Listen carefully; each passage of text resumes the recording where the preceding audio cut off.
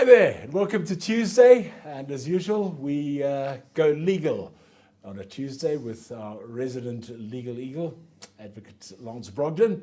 You were obviously watching Chris Gibbons yesterday because you've come in with a whole load of answers. We got onto talking, I don't know where it came from, I'm not sure, but we got onto talking with Chris Gibbons yesterday about cannabis and how the industry is evolving and what the problems are within that particular industry. And Lance obviously picked up on that. So you've sort of come in prepped to talk dope. Yeah, okay, here we go, guys. Yeah. Right. Okay, it's going to be one of those. I can see it coming. Some stretching first. Okay, let's first determine, is it illegal to possess and grow cannabis? Right.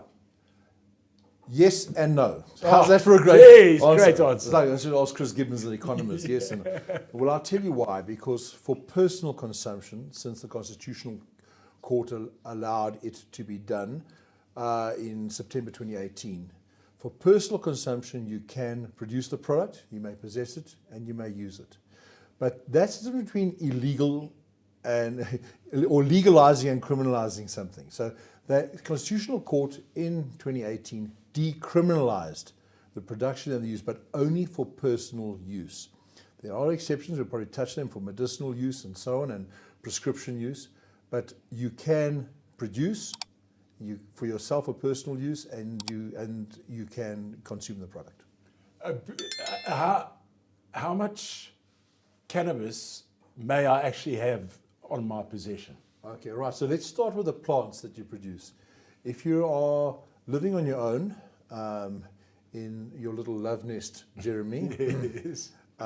You may have 4 flowering plants. If there are 2 or more of you living there, you may have 8 flowering plants. That's the first, how much you may be growing. Nobody says how big the plants may be, so I'm not going to give advice on this one. But 2 is, you may at home then, if you're a one person in your love nest, you may have 600 grams of cannabis available to be used. If there are more than one of you, 1.2 kilograms, which should last you for a couple of hours. Jeremy. However, the other question important is, how much may you have out when you walk here around in the street? Yeah, 100 grams. 100 grams you may have in your bankie, and that you may use for personal use. Are you allowed to consume that in public? Oh, that's a very interesting question, because it's not totally clear. Put it this way, you may consume it when you're on your own, but not in the exposure of other groups or individuals, unless you're all using the product. So the answer is actually no. You can't walk out and stand on the street corner or outside your office window and pound it up, because you're in the company of others. It's for private use. You're not exposing people to public use. It's very sensitive, but keep it in mind. Is it easier to, I don't know if you'll be able to answer this question, because it's not a strictly legal question, but is it easier to farm hemp or cannabis? Well, okay, so let's, this is also obscure. So far the legislation that's come through focuses on cannabis, but hemp, for want of another, is industrial cannabis. So I'm not a farmer, so I don't know if the one is more hardy product than the other, but guys, anything in the cannabis range is very hardy. When it was introduced to South Africa, believed by the Arab traders long before the Dutch arrived here, it was introduced as a product and coming around the coast, and was continually introduced by the traders in 1652, and especially in the Eastern Cape area, which, Jeremy, you come from there, and yes.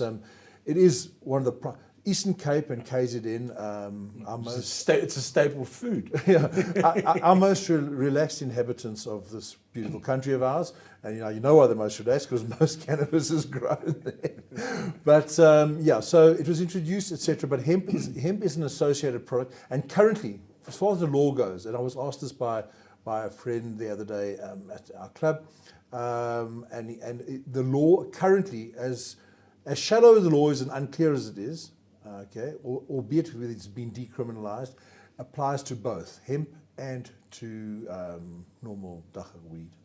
Okay. Here's another non-legal question. How does cannabis affect you personally? Darling, it makes me so romantic, and it's so lovely to be on the show with you again. And Stop it now. I don't know where we're going for lunch after this, but I'm looking so forward to it, baby. Stop it now.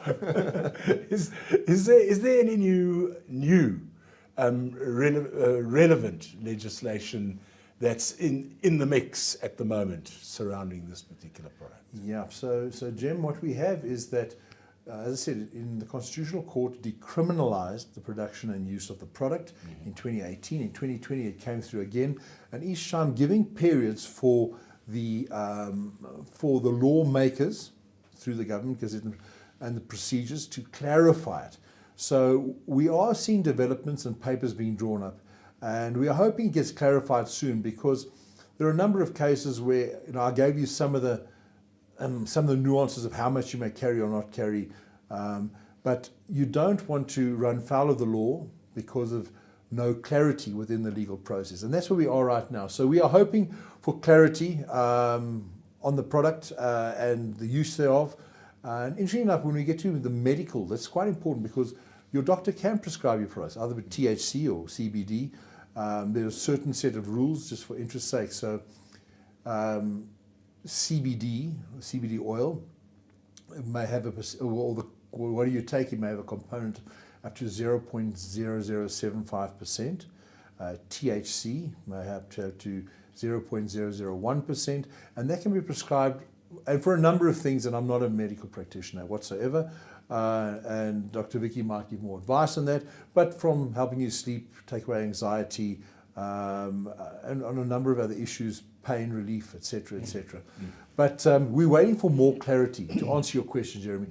There's not enough coming through. It has been put forward. The Constitutional Court expected legislation to come into play that'll make sense.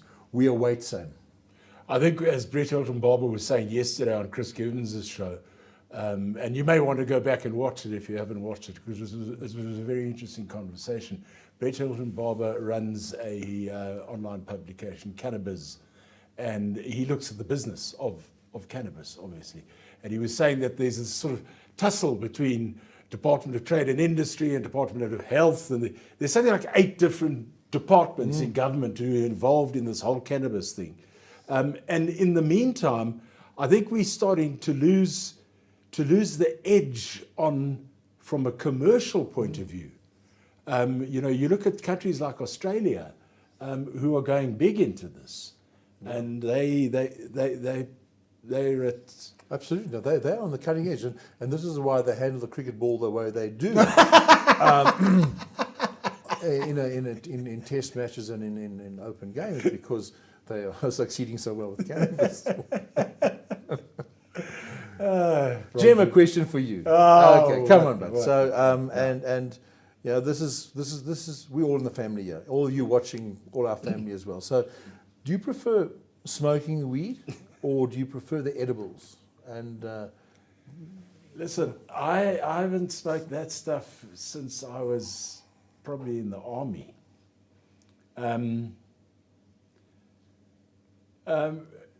All I know is that you smoke it and you go into the edibles in any case. I rest my case, Councillor. The perfect answer. But just those of you who do partake, there's a little lesson which was taught to me by family close to me, is that, remember, very important, glass before grass. If you're going to have a bit of alcohol as well, rather have your drink, your beer or whatever first, and then go to weed. The other way around can make you feel quite ill. So just a little heads up for those of you who want to partake legally in the product. Yes, here we go. Dispense legal advice, part medical advice, part opinion, part absolute rubbish. Like your shirt, by the way. Well, I wore this for today. Yes. Thank God we don't have to appear in court today, because weed is nature's way of saying hi. And on that note, we're going to say goodbye. Catch you next time. Cheers.